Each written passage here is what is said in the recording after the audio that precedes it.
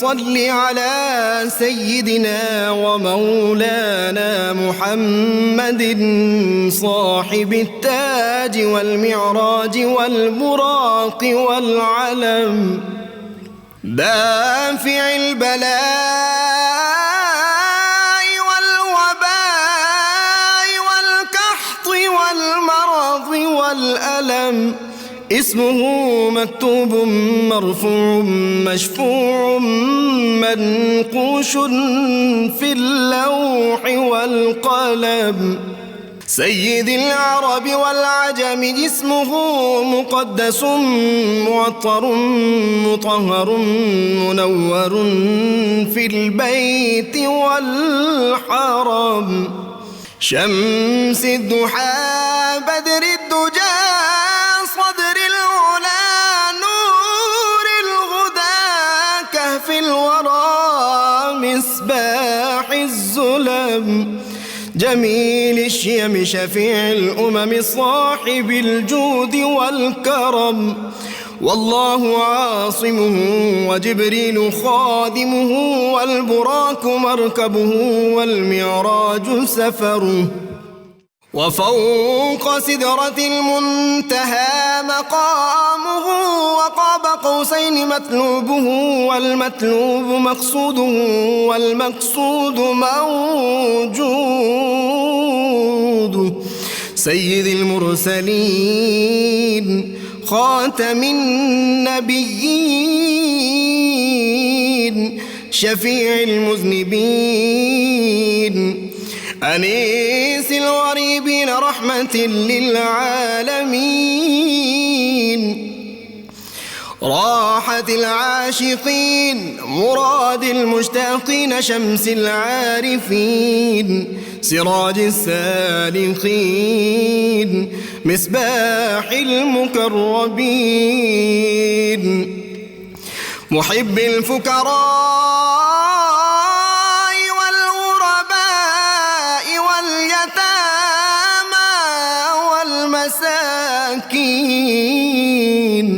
سيد الثقلين نبي الحرمين إمام القبلتين وسيلتنا في الدارين صاحب قاب قوسين محبوب رب المشرقين ورب المغربين جد الحسن والحسين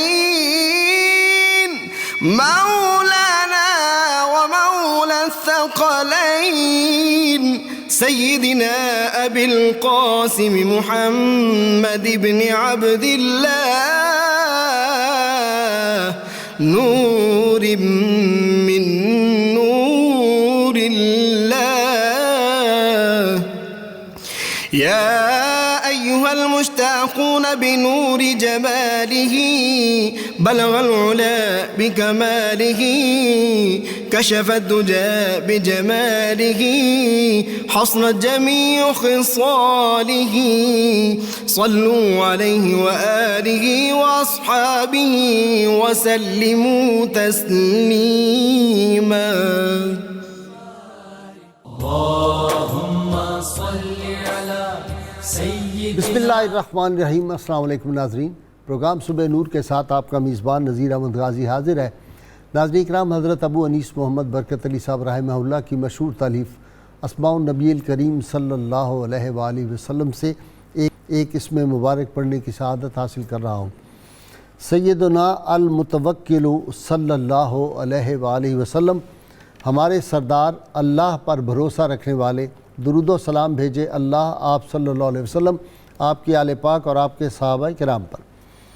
हज़रत अब्दुल्ला बिन अब्बास रज़ियल्लाहु अन्हु रिवायत करते हैं कि एक रोज़ मैं रसूलुल्लाह सल्लल्लाहु अलैहि वसल्लम के साथ एक सवारी पर सवार था।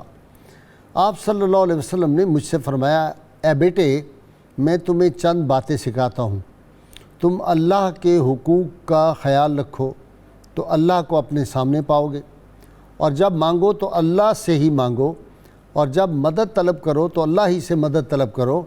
और इस बात को जान लो कि अगर तमाम मखलूक भी तुम्हें कुछ फ़ायदा पहुंचाना चाहे तो तुम्हें इसका कोई फ़ायदा नहीं होगा, सिर्फ़ और सिर्फ़ आपको वही मिलेगा जो आपके मुकद्दर में लिख दिया गया है। ناظرین کرام، دلوں کو زندگی، روحوں کو عرفان اور دماغ کو ایقان عشق مصطفیٰ صلی اللہ علیہ وسلم اور محبت مصطفیٰ سے ملتا ہے۔ اسی لیے علامہ اقبال نے کہا تھا کہ خیمہ افلاک کا استادہ اسی نام سے ہے، اور نبض ہستی تپش آمادہ اسی نام سے ہے، اور قوت عشق سے ہر پست کو بالا کر دے، دہر میں اسم محمد سے اجالا کر دے صلی اللہ علیہ وسلم۔ ناظرین کرام، سید عالمین صلی اللہ علیہ وسلم کی محبت، اگر قرآن حکیم کو دل میں اگر اللہ تعالیٰ کی خشیت ہو اور اللہ تعالیٰ سے ایک تعلق قلبی پیدا ہو جائے، تو قرآن کریم الحمد سے لے کر والناس تک رسول اللہ صلی اللہ علیہ وسلم کی محبت کا درس دیتا ہے۔ اللہ کریم نے واضح طور پہ قرآن حکیم میں ارشاد فرما دیا، قُلْ إِن كُنتُمْ تُحِبُّونَ اللَّهَ فَاتَّبِعُونِي يُحْبِبْكُمُ اللَّهُ۔ اگر تم یہ دعویٰ کرتے ہو کہ تمہیں اللہ سے محبت ہے تو پہلے تمہیں دربار مصطفیٰ صلی اللہ علیہ وسلم پہ جا کے حاضری دینا ہوگی۔ مجھے بائی بستامی رحمۃ اللہ علیہ کا وہ بات ذہن میں آ گئی کہ جب انہوں نے بڑھاپے میں اللہ تعالیٰ کا قرب نصیب ہوا تو بائی بستامی رحمۃ اللہ علیہ نے عرض کی اللہ کی بارگاہ میں، یا اللہ میں بوڑھا ہو گیا، ساری زندگی عبادت، ریاضت، روزے رکھنے اور یہ سارے زہد و ورع کرتے کرتے بوڑھا ہو گیا، تو تب جا کے تیرا قرب اتنا نصیب ہوا، یا اللہ کوئی ایسا کام نہیں ہو سکتا کہ جلدی سے ہی تیرا قرب نصیب ہوئے۔ تو ہاتف غیبی سے آواز آئی، با یزید میرے محبوب محمد صلی اللہ علیہ وسلم کو جانتے ہو؟ یا اللہ میں تو ان کا غلام، ادنا غلام ہوں۔ تو ارشاد باری ہوا کہ میرے محبوب جناب محمد صلی اللہ علیہ وسلم کی پائے اقدس سے، ان کے نالین پاک سے جو دھول اٹھتی ہے، باجی اس کو اپنی آنکھوں کا سرما بنا لو اور مجھ تک فوراً پہنچ جاؤ گے۔ یہ جو بات میں نے آپ کو کال سنایا، یہ سید علی حجویری داتا گنج بخش رحمۃ اللہ علیہ نے کشف المحجوب میں تحریر کیا ہے۔ ناظرین کرام، آج ہمارا موضوع بڑا اہمیت کا حامل ہے۔ یہ وہ موضوع ہے جس سے میں کہا کرتا ہوں کہ امت مسلمان کے اندر پاور آف ایگزسٹنس اور پاور آف ریزسٹنس جو ہے یہ تبھی پیدا ہوگی، یہ امت تبھی باقی رہے گی اگر یہ ہم اس بات پہ عمل کریں گے۔ آج ہمارا موضوع ہے اپنی اولاد کو محبت رسول صلی اللہ علیہ وسلم، محبت اہل بیت علیہ السلام اور تلاوت قرآن حکیم کی تعلیم دو۔ ناظرین کرام، یہی بات ہے کہ جب آدمی سید عالمین صلی اللہ علیہ وسلم کے اس ارشاد پہ عمل کرتا ہے کہ آپ نے ارشاد فرمایا اپنی اولاد کو میری محبت سکھاؤ اور میرے اہل بیت کی محبت سکھاؤ اور قرآن حکیم کی ان کو تعلیم دو، قرآن انہیں پڑھاؤ۔ ناظرین کرام، جب آدمی رسول اللہ صلی اللہ علیہ وسلم کی محبت اپنے دل میں بسا لیتا ہے تو رسول اللہ صلی اللہ علیہ وسلم کی محبت سے اہل بیت اطہار کی محبت پیدا ہوتی ہے۔ اور اگر کوئی دعویٰ کرے کہ مجھے رسول اللہ صلی اللہ علیہ وسلم سے تو محبت ہے اور اہل بیت کے بارے میں وہ کوئی بہتر رائے نہ رکھتا، ان سے محبت نہ رکھتا ہو، تو اس کا عشق مصطفیٰ اور محبت مصطفیٰ کا دعویٰ باطل ہے۔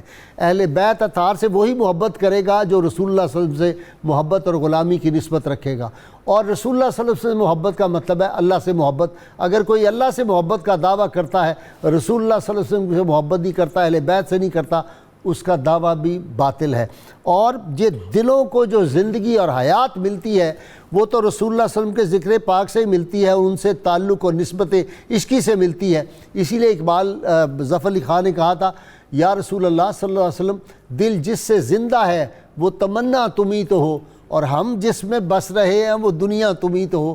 تو اقبال اسی لیے کہتا تھا کہ جناب نسبت عشقی ذات مصطفیٰ صلی اللہ علیہ وسلم سے پیدا کر لو نگاہ عشق و مستی میں، وہی اول وہی آخر، وہی قرآن وہی فرقان وہی یاسی وہی طہ۔ اور پھر کسی نے کہا تھا کہ بمصطفیٰ بے رسا خویش راہ کے دی ہما اوست، اقبال نے کہا بمصطفیٰ بے رسا خویش راہ کے دی ہما اوست، اگر باؤ نہ رسیدی تمام بولا بیست۔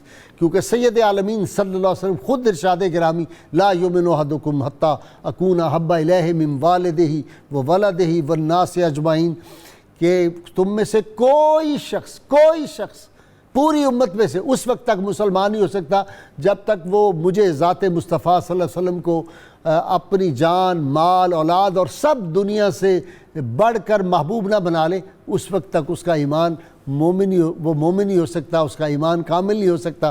تو ناظرین کرام، آج یہ موضوع ہے، ہمیں اس وقت ان حالات میں ضرورت ہے جب کہ دین اسلام پہ مختلف قسم کے حملے ہو رہے ہیں، سازشیں ہو رہی ہیں، ناموس رسالت صلی اللہ علیہ وسلم پہ حملے ہو رہے ہیں۔ اس وقت ہمیں ضرورت ہے اس بات کی کہ ہم اپنی اولادوں کو اللہ کے محبوب صلی اللہ علیہ وسلم کی محبت اور ان کے اہل بیت کی محبت اور قرآن حکیم سے ان کا تعلق بنائیں۔ جب یہ تعلق بن جائے گا، پھر دنیا کا کوئی ماحول ہو، کوئی ملک ہو، کوئی تعلیمی ادارہ ہو، جس طرح کا بھی ہو، کفرستان میں بھی چلے جائیں گے، تو اگر یہ محبت ان کے دل میں ہوگی تو یہ پاور آف ریزسٹنس ہوگی، وہ ہر باطل قوت کا مقابلہ کرنے کے قابل ہو جائیں گے، اور پھر وہ کہہ سکیں گے کہ خیرہ نہ کر سکا مجھے جلوہ دانش فرنگ، سرما ہے میری آنکھ کا خاک مدینہ و نجف۔ یہ خاک مدینہ و نجف سے جو تعلق ہے، یہ انسان کے اندر ایک قوت پیدا کرتا ہے اور ایک نور پیدا کرتا ہے، اور یہ نور جو ہے یہ اس کے قلب کو بھی روشن کرتا ہے، اس کے ذہن کو بھی روشن کرتا ہے، اس کی فکر کو بھی روشن کرتا ہے، اور پھر وہ ساری دنیا کے سامنے کھڑا ہو جاتا ہے۔ پھر وہ مقام آتا ہے کہ ہاتھ ہے اللہ کا بندہ مومن کا ہاتھ، جب عشق مصطفیٰ صلی اللہ علیہ وسلم کی رگوں میں ہوتا ہے، پھر عرب کے وہ بدو وہ جن کو کوئی تہذیب و تمدن دور تک چھو کے نہیں گزرتی تھی، وہ پھر دنیا کے حکمران بن گئے، اور پھر دنیا نے دیکھا کہ وہی چند محلوں پہ جو حکومت تھی وہ 10 برس کے عرصے میں 10 لاکھ مربع میل پہ پھیلی، اور 274 مربع میل روز کی رفتار سے وہ پھیلی۔ اور ناظرین کرام، یہ بلڈ لیس ریولوشن جو آیا تھا، یہ عشق مصطفیٰ صلی اللہ علیہ وسلم کا فیضان تھا۔ اس وقت ہوتا میرے پاس، میرے بہت بڑے آج اسکالر میرے ساتھ بیٹھے ہوئے ہیں، تو میں ایک ایک بات اور ایک ایک واقعہ بتاتا کہ یہ کیا بات تھی جن لوگوں کے دلوں میں رسول اللہ صلی اللہ علیہ وسلم کی محبت اور آپ کی آل پاک کی محبت تھی۔ ایسے نہیں فاروق اعظم جو تھے وہ اپنے بیٹے کو کہتے ہیں لکھوا کے لے آؤ حسین علیہ السلام سے کہ ہم اہل بیت اطہار کے غلام ہیں، یہ لکھوا کے میری قبر میں رکھ دینا۔ ناظرین کرام، یہ محبت اہل بیت کی اور رسول اللہ صلی اللہ علیہ وسلم کی محبت ہی ہے جس نے پھر کیا مقام دیا، کس نے ذروں کو اٹھایا اور صحرا کر دیا، کس نے قطروں کو ملایا اور دریا کر دیا، کس کی حکمت نے یتیموں کو کیا در یتیم اور غلاموں کو زمانے بھر کا مولا کر دیا، ایک عرب نے آدمی کا بول بالا کر دیا اور خاک کے ذروں کو ہمدوش ثریا کر دیا، خود نہ تھے جو راہ پر اوروں کے ہادی بن گئے، کیا نظر تھی جس نے مردوں کو مسیحا کر دیا۔ تو آج ہم اپنے موضوع کی طرف آتے ہیں۔ میرے ساتھ آج شریک ہیں اس ہماری مبارک محفل میں، یہ محبت عشق رسول کے درس کی، میں آج اس کو کہتا ہوں، یہ محفل اہل بیت اطہار کی محبت کی یہ محفل ہے، قرآن حکیم سے تعلق کی اور فکر قرآنی کو عام کرنے کی آج یہ ہماری بزم ہے۔ میرے ساتھ ہیں شریک گفتگو، آپ ان سے بہت اچھی طرح واقف ہیں، مفتی محمد فاروق القادری صاحب۔ ان کے ساتھ ایک اور روحانی شخصیت کو آج ہم نے دعوت دی ہے، یہ ایک روحانی خانوادے سے ان کا تعلق ہے، مفتی محمد رفیق جمالی صاحب میرے مہمان ہیں، اور ان کے ساتھ نوجوان اسکالر ایک یونیورسٹی کے سینئر استاد اور شعبے کے صدر نشین ڈاکٹر سعید احمد سعیدی۔ آپ تینوں کا بہت بہت شکریہ۔ جی مفتی صاحب، یہ موضوع تو ایسا موضوع ہے نا، دل ایسے وجد میں آ جاتا ہے، اثر آفرین اور وجد آفرین موضوع ہے، اور اس میں دراصل پوری امت کے والدین کے لیے ایک سلیبس طے کیا گیا ہے کہ انہوں نے اپنے بچوں کی تربیت کس نہج پر کرنی ہے، کن اصولوں پر کرنی ہے، اور وہ کون سے جواہر ہیں جو انہوں نے اپنے بچوں کی ذات میں پیدا کرنے ہیں۔ مجھے اسی بات سے ایک بات یاد آ گئی، علامہ محمد اقبال مرحوم ابھی بچپن میں تھے تو خود اپنا واقعہ بیان کرتے ہیں کہ دستک ہوئی تو ایک سائل ایک گدھا گھر آیا، ہم نے کہا بابا معاف کرو، وہ پھر آ گیا، میں نے کہا معاف کرو، اس نے ضد کی تو میں نے باہر نکل کے کھڑکا دی اسے، تو میرے والد گرامی نے یہ دیکھ لیا۔ بڑا ڈاکٹر سعیدی ہے ہنس رہا ہے کھڑکانے پہ، والد گرامی نے یہ میں وہ دلی کی زبان میں یہ بھی مفتی صاحب پنجابی کی تو ہے نا، ویسے تو والد گرامی نے یہ منظر دیکھ لیا تو جلال میں آ گئے، اور اس وقت جو بچپن میں علامہ اقبال کی تربیت کی، اسی تربیت نے علامہ اقبال کو حضور علیہ السلام سے نسبت عشقی میں فنائیت کے درجے پر فائز کیا۔ وہ کیا تھی؟ والد گرامی نے کہا کہ بیٹا بر پدر این جور نازیبا مکن، پیش مولا بندہ را رسوا مکن۔ اے اقبال، کل میدان محشر میں جب مصطفیٰ کریم کا دربار لگا ہوگا اور اس گدائے درد مند نے اگر تیرے والد کے خلاف شکایت پیش کر دی تو سارے محشر کے میدان میں میں شرمندہ ہو جاؤں گا۔ پھر تربیت کرتے ہوئے کیا کہا کہ از قیام او اگر دور استی ز میان معاشر مان نیستی، سبحان اللہ، کہ اے اقبال اگر تیرے وجود میں حضور کی محبت اور حضور کے اخلاق عالیہ کی روشنی پیدا نہ ہوئی تو تیرا میرے ساتھ تعلق ہی کوئی نہیں۔ یہ بچپن میں اپنے بیٹے کے دل و دماغ میں نقش کیا، اور اسی پر چڑھ کر علامہ اقبال پھر ساری امت میں ایک ممتاز مقام لے آئے، اور فنائیت عشق مصطفیٰ میں آپ بلند و بالا منصب پر تشریف فرما رکھنے لگے۔ اس سے معلوم ہو گیا کہ بچپن سے ہی اولاد کے سینے میں عشق اور محبت مصطفیٰ۔ اچھا، یہ جو حدیث پاک ہے کہ اولاد کے لیے 3 چیزیں سکھاؤ، حب نبی اکرم صلی اللہ علیہ وسلم، حب اہل بیت اور تلاوت قرآن، یہ 3 چیزیں انہیں عطا کرو، سکھا دو، ان کے دل میں نقش کر۔ یہ دراصل کہنے کو 3 چیزیں ہیں، لیکن اس کے ضمن میں ساری کائنات بسی ہوئی ہے، اور حقیقت میں ایک ہے، اور ان 3 چیزوں کے ضمن میں اس قدر تربیت ہے کہ ایک قائد، ایک لیڈر، ایک زمانے کا فرد فرید، ایک دنیا کے لیے مسیحا اور امت کے لیے رہنما اسی تربیت کی روشنی میں پیدا ہوگا۔ اور اگر یہ اصول نظر انداز کر دیے اور آپ جو مرضی پڑھا لیں، آپ اس امت کے لیے مسیحا تیار نہیں کر سکتے۔ مفتی صاحب، صحابہ کرام کا کیا جو تھا محبت رسول، محبت اہل بیت اور قرآن سے شغف؟ بسم اللہ الرحمن الرحیم۔ اور قرآن سے بھی ذرا حقیقت یہ ہے کہ یہ کائنات کی جو پیداوار ہے وہ عشق سے ہے، اس کی بنیاد میں عشق ہے۔ سبحان اللہ۔ اللہ رب العزت خالق کائنات نے ارشاد فرمایا، حدیث قدسی ہے کہ میں نے سب سے پہلے جب اپنے حسن کی طرف توجہ کی تو مجھے محبت پیدا ہوئی، میں نے چاہا کہ میں اپنے آپ کو ظاہر کروں، تو یقیناً اس کائنات کی بنیاد جو ہے محبت پہ ہے، محبت پہ ہے۔ واہ۔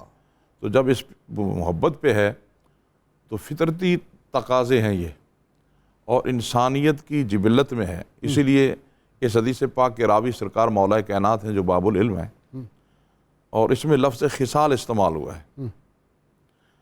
اور پھر تلاوت قرآن کریم بعد میں، حب نبی، حب آل رسول پہلے رکھا گیا ہے۔ پھر قرآن سمجھایا یہ گیا ہے کہ قرآن اس وقت تک سمجھ نہیں آ سکتا، واہ واہ واہ، نہ تمہارے من میں اتر سکتا ہے، واہ، نہ قرآن پاک سے تم فوائد حاصل کر سکتے ہو جب تک کہ پہلی 2 شرطیں نہ کرو، کیونکہ قرآن پاک تو نصاب ہے عشق کا۔ واہ واہ واہ واہ، سبحان اللہ۔ قرآن کریم نصاب ہے، وہ نصاب اس وقت تک سمجھ نہیں آ سکتا جب تک کہ عشق پیدا نہ ہو۔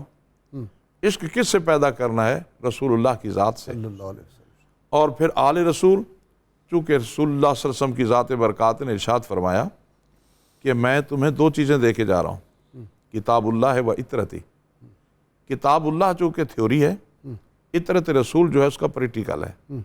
جہاں مسئلہ یا کوئی بات سمجھ نہیں آتی، ہر دور میں آل رسول نے اس امت کی رہنمائی کی ہے۔ بے شک کہ ہمارے آقا وہ ہیں کہ جن کو اللہ پاک نے یہ شان دی ہے کہ جہاں سے گزرتے تھے درخت سلام کرتے تھے، سبحان اللہ، پتھر سرکار دو جہاں کا کلمہ پڑھتے تھے، تو ہمیشہ وقار۔ وَإِنَّكَ لَعَلَىٰ خُلُقٍ عَظِيمٍ، خلق عظیم جب یہ ذہن میں بیٹھ جائے گا تو پھر اگلی باتیں ساری جو ہیں، یعنی جب تک آپ کا کہنے کا مطلب ہے نقش نہ کر دیں گے عظمت مصطفیٰ صلی اللہ علیہ وسلم قلوب و اذہان پہ، اس وقت تک قرآن بھی سمجھ نہیں آئے گا اور نہ قرب الہی نصیب ہو سکتا ہے۔ جی ڈاکٹر صاحب آپ کی طرف آتا ہوں۔ اقبال نے کہا مجھے یہ ڈر ہے دل زندہ تو نہ مر جائے کہ زندگانی عبارت ہے تیرے جینے سے، جی اور دل مردہ دل نہیں ہے، اسے زندہ کر دوبارہ، کہ یہی ہے امتوں کے مرض کہن کا چارہ۔ اور دل زندہ کس ذکر سے ہوتا ہے، کس محبت سے ہوتا ہے؟ جی ہو نہ یہ پھول تو بلبل کا ترنم بھی نہ ہو، واہ چمن دہر میں کلیوں کا تبسم بھی نہ ہو، واہ سبحان یہ نہ ساقی ہو تو پھر میں بھی نہ ہو، خم بھی نہ ہو، بزم توحید بھی دنیا میں نہ ہو، تم بھی نہ ہو، واہ واہ خیمہ افلاک کا استادہ اسی نام سے ہے، نبض ہستی تپش آمادہ اسی نام سے۔ یہ جو محبت کا جذبہ ہے، حضرت داتا گنج بخش رحمۃ اللہ علیہ نے اس کے اوپر بہت خوب لکھا ہے اور کمال کیا ہے۔ نوجوان نسل کے حوالے سے آپ نے بات کرنی، آپ استاد ہیں یونیورسٹی۔ جی بالکل، آپ فرماتے ہیں یہ جو لفظ حب ہے یہ استعمال ہوا ہے اس حدیث پاک میں جو ہمارا موضوع ہے۔ ایک اس کا آپ مادہ بتاتے ہیں کہ یہ وہ بیج جو صحرا کی زمین میں ڈالا جائے اور پھر موسمی تغیرات کو برداشت کرتے ہوئے اپنے موسم میں وہ کونپلے نکالے اور پھل دے۔ محبت کا جذبہ بھی اسی طرح ہے کہ جس دل میں آ جاتا ہے، جب مشکل وقت آتا ہے تو پھر اپنے موسم میں کبھی غازی علم دین شہید کی صورت میں پھل لاتا ہے، کبھی صحابہ کرام اور کبھی اس دور کے عشاق کی صورت میں۔ ٹھیک، اسی طرح آپ فرماتے ہیں کہ محبت حب سے ہے، اور حب اس تالاب کو بھی کہتے ہیں جس کے اندر پانی بھر جائے، نہ اس سے پانی نکل سکے نہ اس میں داخل ہو سکے۔ تو اس سے بھی پتہ چلتا ہے کہ محبت کا جذبہ وہ ایک نعمت ہے کہ جس دل میں یہ سرایت کر جاتا ہے، وہ رسول اللہ صلی اللہ علیہ وسلم کی محبت ہو، وہ اہل بیت اطہار کی محبت ہو، وہ تلاوت قرآن پاک کی محبت ہو، جب یہ دل میں آ جاتی ہے، بیٹھ جاتی ہے، تو پھر اس کو کوئی نکال نہیں سکتا، ممکن نہیں ہے۔ اور تیسرا آپ فرماتے ہیں کہ یہ لکڑیوں کا ایک چوکھٹا ہوتا ہے جس کے اوپر گھڑونچی رکھی جاتی ہے، تو در حقیقت حب اس چوکھٹے سے عبارت ہے کہ آنے والی مشکلات، یہ قدم قدم قیامت، یہ سواد کوئے جانا، جسے زندگی ہو پیاری وہ یہیں سے لوٹ جائے۔ تو کہنے کا مقصد یہ ہے کہ داتا صاحب رحمۃ اللہ علیہ نے کم و بیش 6 معانی بیان کیے، جن میں سے میں نے 3 سامنے رکھے ہیں آپ کی اپنے ناظرین کی آج خدمت۔ یوتھ کو ہم کیسے یہ محبت سکھائیں؟ جی آج ماں باپ کیسے سکھائیں، استاد کیسے سکھائیں، آپ کیسے سکھاتے جی ہیں؟ اس کے کوئی کم و بیش 3 مرحلے ہو سکتے ہیں سکھانے کے۔ ٹھیک، سب سے پہلا مرحلہ والدین ہے کہ والدہ کی پاکیزہ طینت اور والد کا رزق حلال، واہ، جہاں یہ دونوں واہ، چیزیں واہ، اکٹھی ہو جائیں گی، محبت دلوں میں سرایت کرے گی، ٹھیک۔ اور اس محبت اور عشق رسول صلی اللہ علیہ وسلم کو اور محبت اہل بیت کو اور قرآن سے تعلق کو کوئی نکال نہیں سکتا۔ دوسرا جو درجہ ہے وہ آپ کا استاد کا ہے۔ مکتب، ایک صاحب مکتب جو ہے وہ صنعت گر ہوتا ہے، اور اس کی صنعت جو ہے وہ نوع انسانی ہوتی ہے، انسانی وجود ہوتا ہے۔ اب اگر پڑھانے والا ہی محبت اہل بیت سے خالی ہو، اور اگر آج کا استاد رسول اللہ صلی اللہ علیہ وسلم کی محبت سے خالی ہو، اور پھر وہ یہ درس دے کہ عمل کیا کریں جی، محبت کی بات نہ کیا کریں، اس سے بڑی بدنصیبی کیا ہو سکتی ہے؟ محبت کے بغیر عمل ہو سکتا ہے؟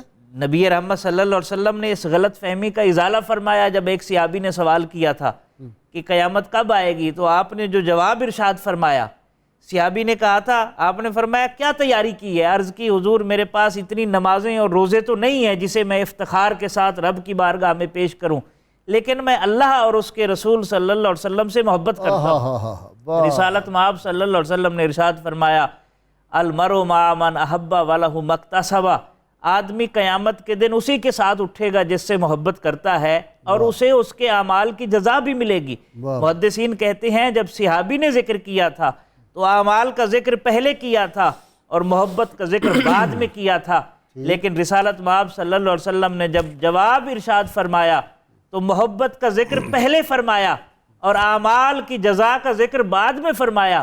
یہ اشارہ ہے اس حقیقت کی طرف کہ اگر اعمال میں کمی رہ جائے تو اسے محبت پوری کر دیتی ہے، لیکن اگر محبت میں کمی رہ جائے تو اعمال پورا نہیں کر سکتے۔ ڈاکٹر سعیدی نے بات کی، وہ ایک حدیث پاک ہے نا کہ ایک صحابی نے حضور کی صلی اللہ علیہ وسلم کی بارگاہ میں عرض کیا، یا رسول اللہ صلی اللہ علیہ وسلم، اگر ایک آدمی کسی آدمی سے محبت کرتا ہے، اس نے اس کو دیکھا بھی نہیں ہے، اس سے ملاقات بھی نہیں ہے، تو اس کے بارے میں کیا حکم ہے؟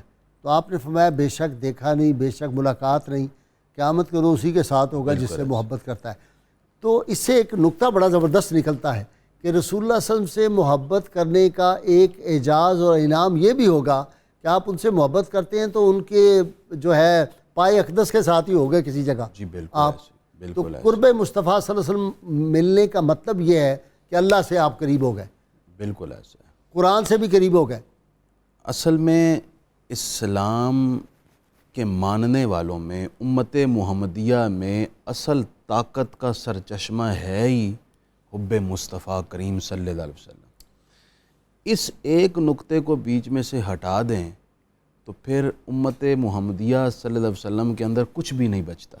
اس کی قوت ختم ہو جائے گی. محبت ہے جس کی بدولت کربلا میں امام حسین مستقیم رہے اور استقامت پذیر رہے، اور اس کے بعد آج تک جتنے بھی اسلام کے نام پر قربانی دینے والے ہیں اہل حق، وہ اسی ایک طاقت کی وجہ سے باطل کے سامنے کھڑے رہے اور کامیابی پاتے رہے. واہ.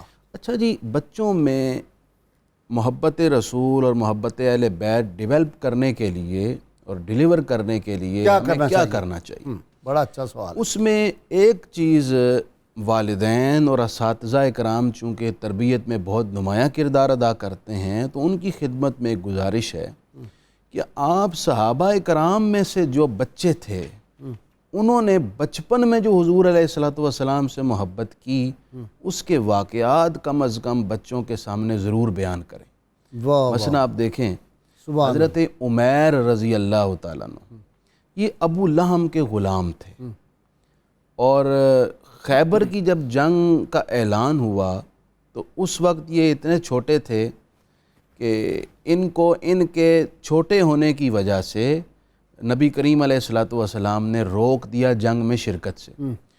یہ رونے لگ پڑے اور انہوں نے اتنی ضد کی اور سفارشیں کروائیں اپنے بزرگوں کی کہ نہیں، میں نے آقا کریم علیہ السلام کے ساتھ جنگ میں شریک ہونا ہے. انہیں اجازت مل گئی. قاضی صاحب، کمال کی بات یہ ہے کہ جب انہیں اجازت ملی اور یہ جنگ میں شریک ہوئے، انہوں نے اپنے گلے میں تلوار ڈالی تو تلوار کا سائز ان کے قد سے بڑا تھا. آپ اندازہ کیجئے، یہ شوق تھا اور یہ محبت مصطفیٰ کریم علیہ السلام کا اثر تھا جس نے ایک بچے کے اندر اتنی فولادی طاقت بپا کر دی کہ وہ ایک بڑی طاقت کے سامنے بدر میں عشق مصطفیٰ صلی اللہ علیہ وسلم نے سب سے بڑا اس امت کا فرعون جو ابو جہل کو جہنم رسید کیا. اسی طرح حضرت سعد بن ابی وقاص رضی اللہ تعالیٰ عنہ کے بھائی تھے حضرت عمیر، ان کا نام بھی عمیر تھا. یہ جنگ احد میں شرکت کرنے کے لیے آئے تو یہ چھپتے پھر رہے تھے کہ مجھے دیکھ نہ لے، بچوں کو باہر نکال رہے تھے. انہوں نے بہرحال انہیں دیکھ لیا گیا تو سرکار کریم علیہ الصلوۃ والسلام نے انہیں فرمایا کہ آپ واپس چلے جائیں. یہ اس قدر روئے اور حضور کی منت کی اور بار بار اصرار میرا کیا اور نشانہ عرض بڑا کی، زبردست ہے، تیر اندازی میں بڑا ماہر اور ہوں. اپنے بھائی حضرت سعد سے بچپن میں اتنے خیالات اور افکار کی بلندی کہ حضرت عمیر نے حضرت سعد سے اپنے بڑے بھائی سے کہا کہ میری خواہش ہے اس جنگ میں شرکت کی مجھے اجازت ملے اور اللہ اسی میں مجھے شہادت بھی عطا کرے. بہرحال ان کے مسلسل رونے کی وجہ سے اجازت مل گئی اور حضرت سعد بن ابی وقاص کہتے ہیں میرا بھائی مجھ سے نمبر لے گیا. اسی جنگ میں حضرت عمیر رضی اللہ تعالیٰ عنہ شہادت کا جام بھی نوش کر. مفتی صاحب، پہلے تو مجھے بتائیں اس کا جواز کیا ہے کہ شام کو آپ شروع ہو جاتے ہیں اور مغرب کی نماز بھی گئی، عشاء کی بھی گئی اور فجر کی بھی گئی، ساری رات آپ نے کہا ہاتھ کھڑے کر لو، ہاتھ نیچے کر لو، کھڑے ہو جاؤ، بیٹھ جاؤ، یہ کیا ایکسرسائز شروع ہو گئی؟ ہم نے وہ دور بھی دیکھا، اعظم چشتی اور ثناء اللہ بٹ اور صوفی اللہ دیتا اور کیسے کہ جان محمد جانی اور کیسے کیسے نعت خوان ہوتے تھے، کیا خوبصورت پڑھتے تھے اور بڑا ایک ادب احترام. یہ کیا کام شروع ہو گیا ہے؟ یہ المیہ ہے اور اس وقت علماء کو اس بارے میں بڑا منظم کردار ادا کرنا پڑے گا. اس کا ایک محدود وقت متعین کیا جائے، مغرب تا عشاء، اور عشاء کے بعد اگر کرنی ہے تو صرف 1 گھنٹہ یا سوا گھنٹہ، تاکہ لوگوں کے فرائض نہ چھوٹیں. فرائض سب سے مقدم ہے. ایمان لانے کے بعد، محبت مصطفیٰ کے بعد سب سے بڑا فرض ہے کہ آپ نماز ادا کریں. تو نماز چھوڑنے کی نہ محفل کے لیے نہ اس جیسے کسی اور کام کے لیے اجازت ہے. جو محفلیں کر رہے ہوتے ہیں، جو پڑھ رہے ہوتے ہیں، وہی نہیں پڑھتے. بلکہ میں یہ کہہ دوں، ساری رات اگر محفل نعت کی اور فجر کی نماز نہ پڑھی تو تو ساری رات کی محفل کا کوئی فائدہ نہیں، اور بلکہ گناہ گار ہوگا ان کا۔ بلکہ گناہ گار ہوگا۔ ٹھیک ہے جی۔ اچھا جی، مفتی صاحب آپ کی طرف آ رہا ہوں۔ محبت اور عشق مصطفیٰ صلی اللہ علیہ وسلم اور قرآن سے ربط کیسے ہو، اس کو اسی مفتی صاحب کی بات کو آگے بڑھاتے ہیں۔ قرآن حکیم کی تلاوت سے کیا حاصل ہوتا ہے؟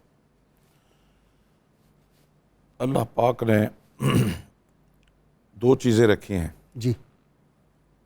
قرآن پاک کو چھونا ہو، ہاتھ لگانا ہو تو اس کے لیے پاکیزگی ہے، واہ، وضو کریں۔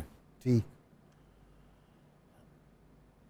اس کے اثرات تب مرتب ہوں گے جب عشق مصطفیٰ اور عشق اہل بیت ہوگا۔ ٹھیک۔ اس کے لیے خون کا پاک ہونا ضروری ہے، اور وہ خون کیسے پاک ہوتا ہے؟ وہ محبت رسول سے ہی پاک ہوتا ہے، ٹھیک۔ عشق مصطفیٰ کریم سے پاک۔ ٹھیک۔ قرآن کریم والفرقان حمید ہر ایک کو ہدایت نہیں دیتا، یضل بہ کثیرا ویہدی بہ کثیرا۔ ہدایت کس کو دیتا ہے؟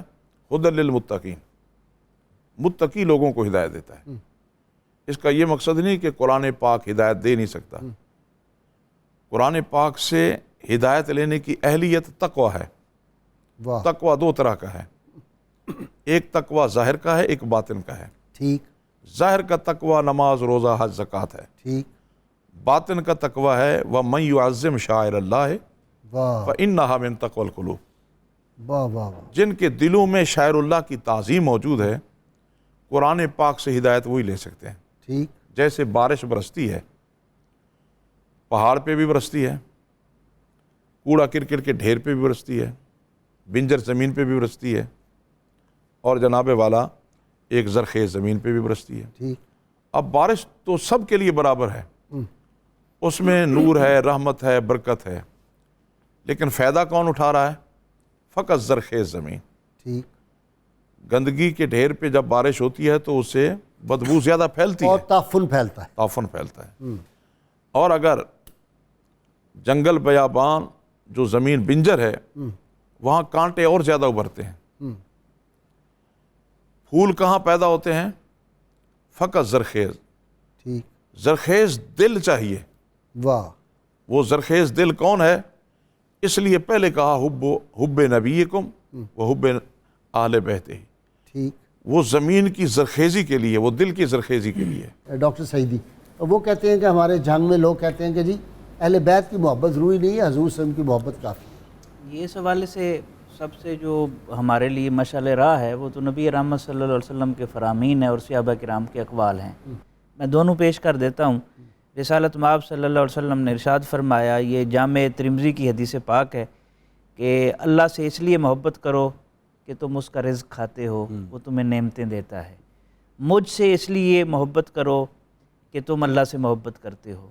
اللہ سے محبت اس وقت درست ہوگی جب مجھ سے محبت کرو گے، یعنی رب العالمین اور رحمت للعالمین کا رشتہ واضح کیا گیا ہے اس میں۔ اور وَأَحِبُّ أَهْلَ بَيْتِي لِحُبِّي، اور میرے اہل بیت سے محبت کرو اس لیے کہ تم مجھ سے محبت کرتے ہو۔ اب یہ جامع ترمذی کی حدیث پاک ہے اور یہ سلیبس خود رسول اللہ صلی اللہ علیہ وسلم نے عطا فرمایا ہے۔ اسی طرح آپ صلی اللہ علیہ وسلم کا ایک اور فرمان ہے جسے امام حاکم نے مستدرک میں بیان کیا ہے، وَالَّذِي نَفْسِي بِيَدِهِ لَا يُبْغِضُنَا۔ سلیبس کو کیا کہتے ہیں اردو میں؟ نصاب۔ نصاب۔ نصاب، ہاں، یہ نصاب عشق، ٹھیک، مفتی جمالی صاحب نے لفظ استعمال کیا۔ بالکل ایسے۔ تو ایک اور حدیث پاک ہے، امام حاکم نے مستدرک میں اسے نقل کیا ہے، وَالَّذِي نَفْسِي بِيَدِهِ لَا يُبْغِضُنَا أَهْلَ الْبَيْتِ أَحَدٌ إِلَّا أَدْخَلَهُ اللَّهُ النَّارِ، کہ مجھے اس ذات کی قسم ہے جس کے قبضہ قدرت میں میری جان ہے، ہم اہل بیت سے کوئی شخص بغض نہیں رکھتا، لیکن اس کی سزا اسے یہ ملتی ہے کہ اللہ اسے جہنم کی آگ میں داخل فرماتا ہے۔ تو یہ حدیث پاک موجود ہے، تو یہ کیسے ہو سکتا ہے کہ اہل بیت کی محبت کی ضرورت نہیں ہے؟ اور پھر نبی رحمت صلی اللہ علیہ وسلم نے ایک حدیث پاک میں جب سے اب اپنی اہل بیت کا تذکرہ کیا تو 3 مرتبہ تاکیداً فرمایا، اذکرکم فی اہل بیتی، میں تمہیں اپنی اہل بیت کے بارے میں نصیحت کر رہا ہوں، واضح طور پر ارشاد فرمایا۔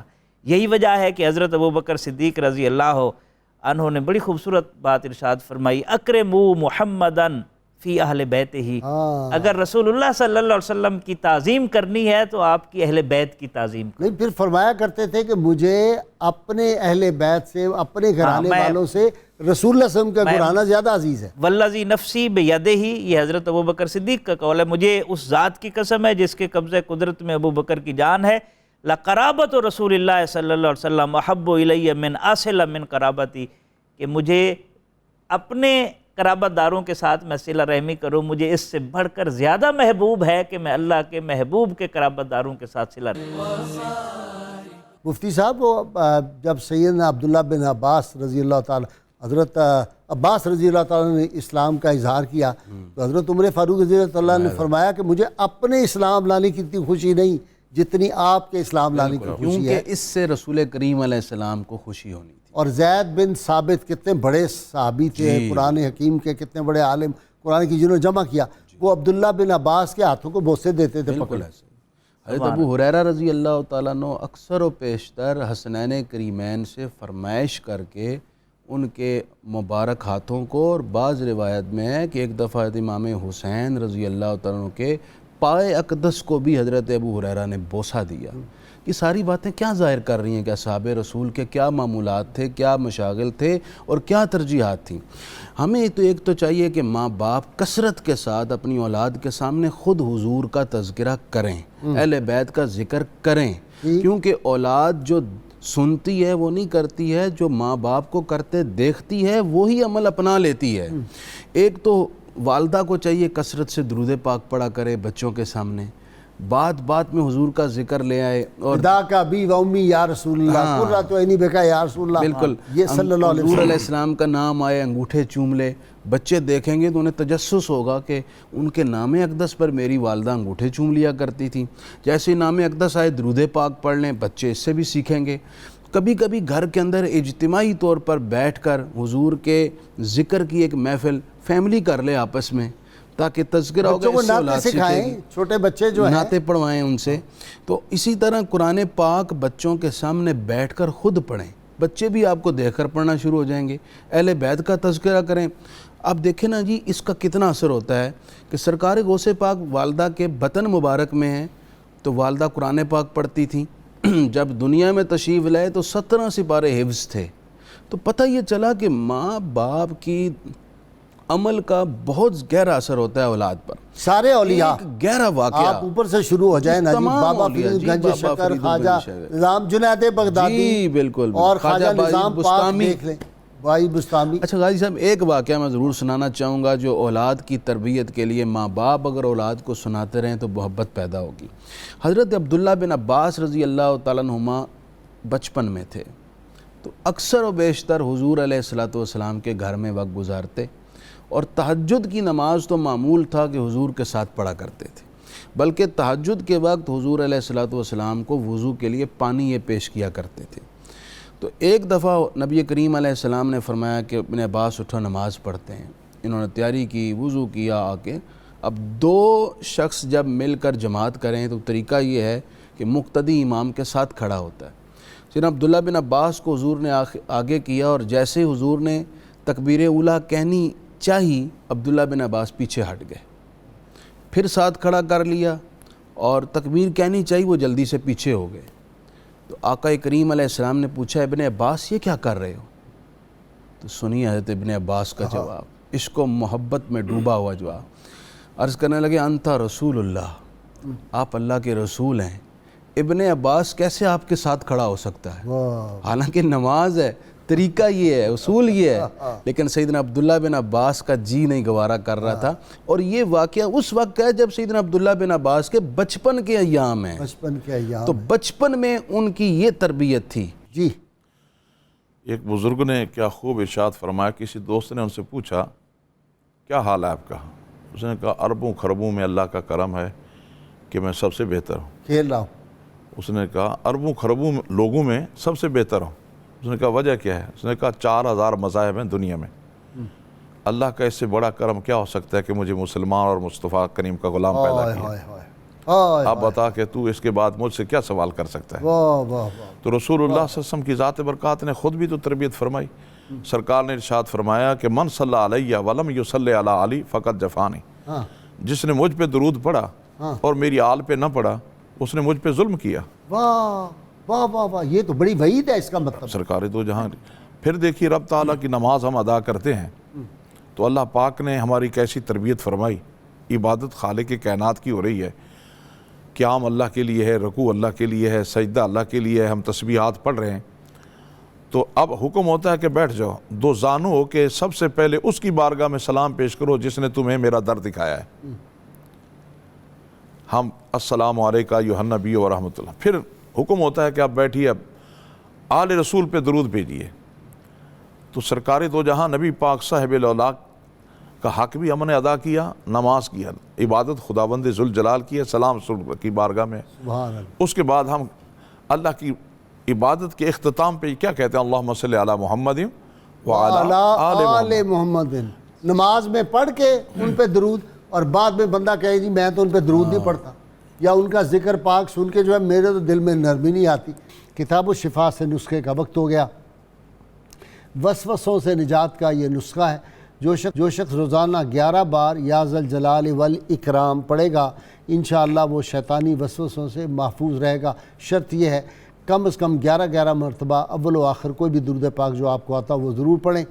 سیدنا علی المرتضیٰ شیر خدا کرم اللہ وجہ الکریم فرماتے ہیں جس کام میں اللہ کی رضامندی مقصود نہ ہو تو ریاکاری ہے اور اس کا بدلہ عذاب ہے، عذاب میں گرفتاری ہے۔ ناظرین کرام، روزنامہ 92 میں آج مضمون ہے اپنی اولاد کو محبت رسول، محبت اہل بیت علیہ السلام اور تلاوت قرآن حکیم کی تعلیم دو۔